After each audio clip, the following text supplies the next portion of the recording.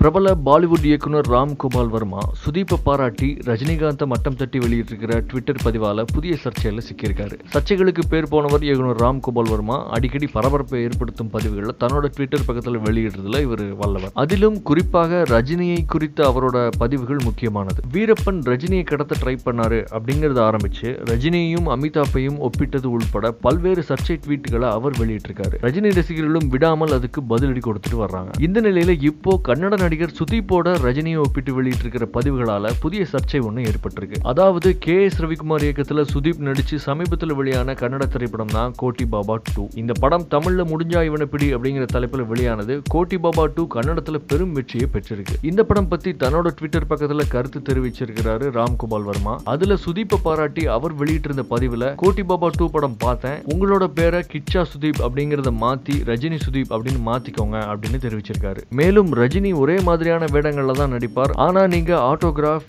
ஈகா மற்றும் கோட்டி பாபா 2 ஆகிய படங்கள்ல உங்களோட பன்முக திறமையை வெளிப்படுத்தி இருக்கீங்க. கோட்டி பாபா 2 படத்துல உங்களோட நடிப்பை பார்க்கும்போது நடிகர் விஷ்ணுவர்தன் சிறியதாக தெரிகிறாரு. இத அவரோட ரசிகர்கள் ஏத்துக்கலன்னா அவங்களும் கத்துக்குட்டி தான் அப்படின்னு சொல்லியிருக்காரு. தூங்கிக்கிட்டே உங்களால ரோபோ மாதிரியான படங்கள்ல நடிக்க முடியும், ஆனா ரஜினியால ஈகா மாதிரியான படங்களை கனவுலையும் செய்ய முடியாது அப்படின்னு தெரிவிச்சிருக்காரு. இதுக்கு சுதீப் பதிலும் கொடுத்திருக்காரு. முதல்ல தன்னை பாராட்டியதுக்காக நன்றி தெரிவிச்ச சுதீப் பின்னால சுதாரிச்சுட்டு பதில் அளிச்சிருக்காரு. உங்களோட பாராட்டுக்கு நன்றி, ஆனா விஷ்ணுவர்தன் மற்றும் ரஜினிகாந்த் இவங்க பக்கத்துல கூட என்னால நெருங்க முடியாது, அவங்கள போல பெரிய கலைஞர்களோட என்ன ஒப்பிடாதீங்க அப்படின்னு பதிலடி கொடுத்திருக்காரு. ஆனா ராம் கோபால் வர்மாவோட இந்த பதிவுகள் ரஜினி மற்றும் விஷ்ணுவர்தன் ரசிகர்கள் மத்தியில பெரும் கொந்தளிப்பை ஏற்படுத்தியிருக்கு. தொடர்ந்து அவங்க ராம் கோபால் வர்மாவை விமர்சிச்சு தங்களோட பதிவுகளை வெளியிட்டு வர்றாங்க. எந்த நேரத்தில் எனக்கு சூப்பர் ஸ்டார் என்று பெயர் வைத்தாரோ தெரியவில்லை. இன்று வரை உங்கள் முன் சூப்பர் ஸ்டாராக நின்று கொண்டிருக்கிறேன்.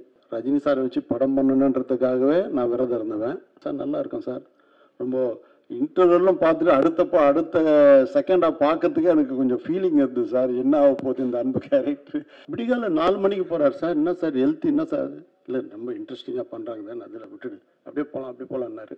தானே உனக்கும் எனக்கும் நட்பு எத்தனை வருஷம்? கிட்டத்தட்ட 36 வருஷம் ஆயிடுச்சு சார்.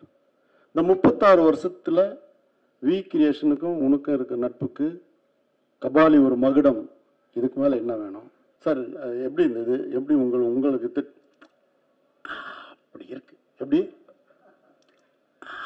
அப்படி இருக்கு?